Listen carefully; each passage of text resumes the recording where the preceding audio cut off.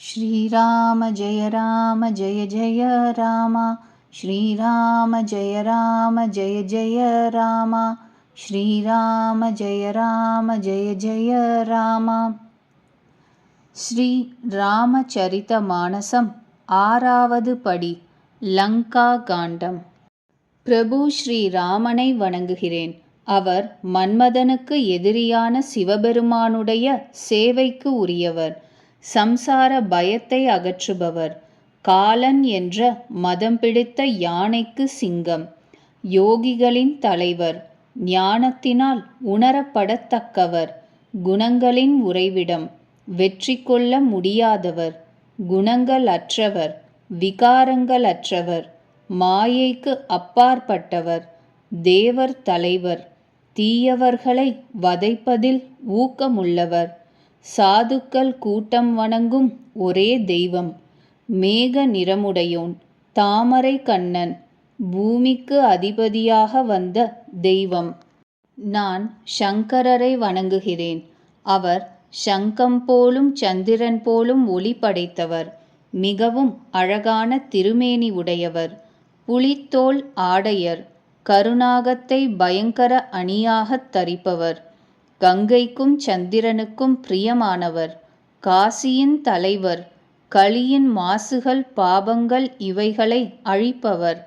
மேன்மைகள் வழங்கும் கற்பகத்தரு. வணங்கத்தக்கவர். கௌரி மணாளன். குணங்களின் உறைவிடம். மன்மதனை அழித்தவர்.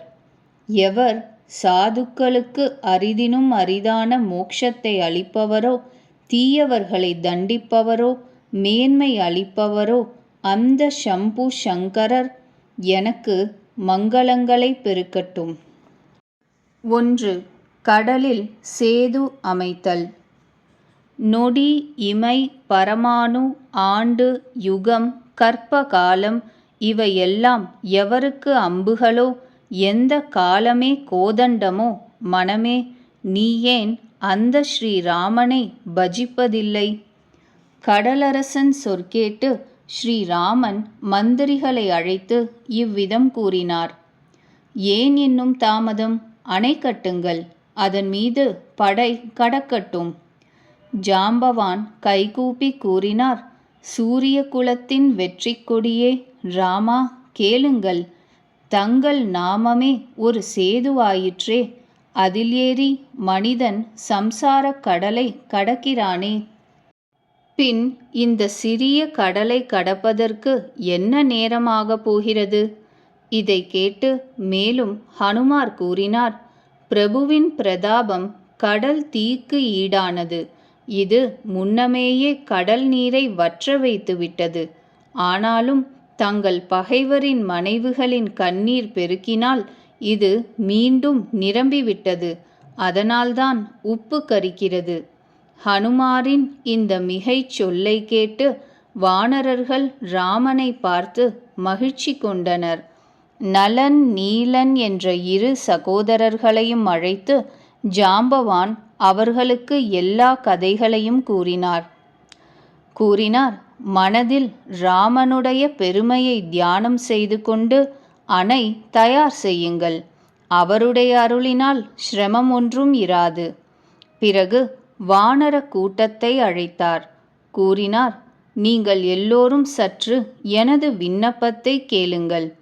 உமது இதயங்களில் ராமனுடைய திருவடிகளை தாங்கிக் கொண்டு எல்லா கரடிகளும் வானரர்களும் ஒரு விளையாட்டு புரியுங்கள். கொம்மாளம் போடுகின்ற வானரர்களின் கூட்டமே ஓடுங்கள். மரங்களையும் மலைகளையும் பிடுங்கிக் கொண்டு வாருங்கள். இதை கேட்டு வானரர்களும் கரடிகளும் கோஷமிட்டு கூச்சலிட்டு கொண்டு ராமனுடைய பிரதாப வரிசைக்கு ஜெயகோஷம் செய்து கொண்டு தாவி கிளம்பினர். மிகவும் நெடிதுயர்ந்த மலைகளையும் மரங்களையும் விளையாட்டாக பிடுங்கிக் கொண்டு வந்து நலன் நீலன்களிடம் கொடுக்கின்றனர். அவர்கள் அவற்றை நன்கு பொருத்தி கடலில் அணை கட்டுகின்றனர். வானரர்கள் பெரிய பெரிய மலைகளை கொண்டு வந்து போடுகின்றனர். நலனும் நீலனும் அவற்றை பந்து மாதிரி பிடிக்கின்றனர். சேதுவின் மிகவும் அழகிய அமைப்பை கண்டு கிருபையின் உறைவிடமான ஸ்ரீராமன் சிரித்துக்கொண்டே சொன்னார். இந்த அழகிய உத்தம பூமி பகுதியின் அளவற்ற பெருமையை சொல்ல இயலாது. இங்கு நான் சிவபெருமானை ஸ்தாபித்து வழிபட விரும்புகிறேன்.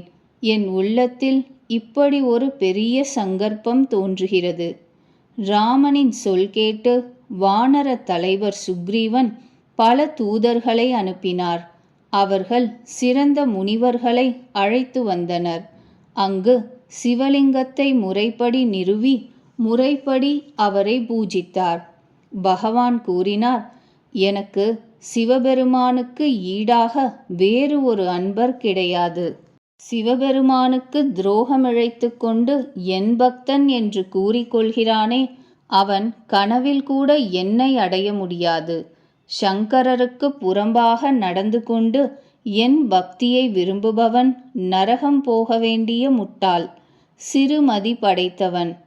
எவன் சங்கரருக்கு பிரியமானவனாக இருந்து எனக்கு துரோகம் இழைக்கிறானோ, எந்த சிவத்ரோகி என் அடியாரோ, அம்மானிடன் கற்ப காலம் வரை கொடிய நரகத்தில் வாழ்வான். எவர் ராமேஸ்வர சிவபெருமானை தரிசிக்கிறாரோ அவர் உடல் துறந்து என் பரமபதம் அடைவார். எவர் கங்கை நீர் கொண்டு வந்து இவருக்கு அபிஷேகம் செய்வாரோ அவர் என்னுடன் ஒன்றி விடுகின்ற முக்தியை பெறுவர்.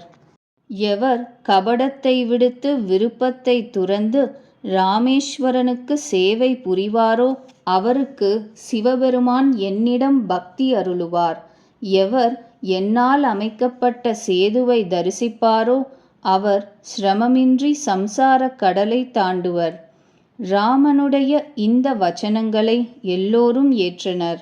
பிறகு அந்த சிறந்த முனிவர்கள் தத்தமது ஆசிரமங்களுக்கு திரும்பினர். சிவபெருமான் கூறுகிறார், பார்வதி, இதுதான் ராமனுடைய மாண்பு. சரணடைந்தவர்பால் அவர் எப்பொழுதும் அன்பு காட்டுகிறார். திறமைசாலிகளான நீலனும் நலனும் சேதுவை கட்டி முடித்தனர். ராமனுடைய கிருபையின் இப்புகழ் எங்கும் ஒளி பெற்று பரவியது. எந்த கற்கள் தாமே நீரில் மூழ்கிவிடுமோ, பிறரையும் மூழ்கச் செய்யுமோ, அவையே கப்பல்களுக்கு நிகராகிவிட்டன. இது கடலின் புகழ் கூறுவது ஆகாது. கற்களின் சிறப்பும் அல்ல, வானரர்களின் செய் நேர்த்தியும் அல்ல. ரகுவீரனின் பிரதாபத்தினால் கற்களும் கடலில் மிதந்தன. இத்தகைய ஸ்ரீராமனை விட்டு எவர் பிற எஜமானிடம் சென்று வழிபடுகிறார்களோ அவர்கள் ஐயமின்றி சிறுமதி படைத்தவர்களே. அணையை மிகவும் திடமாக கட்டி அதன் மேற்புறம் வழவழப்பாக செய்தனர். அதை பார்த்தவுடன் கருணை உறைவிடமான ராமனுடைய மனதிற்கும் மிகவும் பிடித்துவிட்டது. படை அதன் மீது சென்றது. அதை வர்ணிக்க இயலாது. வானர வீரர்கள் கூட்டம் கர்ஜிக்கிறது. கருணையுள்ள ரகுநாதன் அணை மீது ஏறி கடலின் விஸ்தாரத்தை பார்த்தார். கருணையின் கருவூலமான பிரபுவை தரிசிக்க நீர்வாழ் பிராணிகளின் கூட்டம் வெளிப்பட்டன. திமிங்கிலங்கள், முதலைகள், பலவிதமான மீன்கள், பாம்புகள், அவை ஒவ்வொன்றும் 100 யோஜனை நீளமான உடல்கள் படைத்தவை. அவைகளை கூட சாப்பிடக்கூடிய ஜந்துக்களும் அங்கே இருந்தன. ஒன்றுக்கொன்று பயந்து வாழ்ந்தன. அவையெல்லாம் தம்மை மறந்து பிரபுவை தரிசித்தன. விரட்டினாலும் நகருவதில்லை. எல்லாமே பிரபுவை கண்டு மகிழ்ந்தன, சுகப்பட்டன. அவர்கள் பரவி இருந்ததால் தண்ணீரே கண்ணில் படவில்லை. அவை பகவானுடைய ஸ்வரூபம் கண்டு பிரேமையில் மூழ்கியிருந்தன. பிரபு ஆணை பெற்று படை முன்னே நகர்ந்தது. வானர படையின் விரிவை எவர் எடுத்து கூற முடியும்? அணைக்கட்டின் மீது கூட்டம் அதிகமாகிவிட்டது. சில வானரர்கள் ஆகாயத்தில் பறந்தனர். மற்றவர் மிதந்த நீர் பிராணிகளின் மீது ஏறி அக்கறை சேர்ந்தனர். கிருபையுள்ள ராம லக்ஷ்மண சகோதரர்களும் இப்படி வேடிக்கை பார்த்து கொண்டு சிரித்து கொண்டே சென்றனர். ரகுவீரன் படைகளுடன் அக்கறை சேர்ந்தார். வானரர் அவர்களுடைய படைத்தலைவர்களின் கூட்டமே எவ்வளவு என்று யாரும் கூற முடியாது. ஸ்ரீ ராமபிரான் அக்கரை அடைந்தவுடன் அங்கு முகாம் அமைத்தார். நீங்கள் சென்று இனிய பழங்கள் கிழங்குகளை சாப்பிடுங்கள் என்று வானரர்களுக்கு ஆணையிட்டார். இது கேட்டவுடன் களைப்புற்ற கரடிகளும் வானரர்களும் அங்கும் இங்கும் மகிழ்ச்சியில் ஓடினர். ராமனுடைய திருப்தியின் பொருட்டு மரங்கள் எல்லாமே இது பருவமா பருவம் இல்லையா என்ற முறையை துறந்து பழுத்து குலுங்கின. வானரர்களும் கரடிகளும் இனிய பழங்களை உண்கின்றன, மரங்களை உலுக்குகின்றனர், பர்வதத்தின் கொடிய முடிகளை லங்கையின் பால் வீசுகின்றனர். சுற்றி சுற்றி ஓடி ஆங்காங்கு அரக்கனை கண்டால் அவனை சுற்றி வளைத்து கொண்டு நாட்டியம் ஆட வைத்து தாமும் ஆடுகின்றனர். பற்களால் அவர்களுடைய அங்கங்களை கடித்து ஸ்ரீ ராமஜெயம் என்று கோஷமிடுங்கள் என்று பிரபுவின் புகழுக்கு ஜெயகோஷம் செய்ய வைத்து விட்டுவிடுகிறார்கள். எந்த அரக்கர்களுடைய மூக்கு காதுகளை அறுத்து அனுப்பினரோ அவர்கள் ராவணனிடம் முறையிட்டனர்.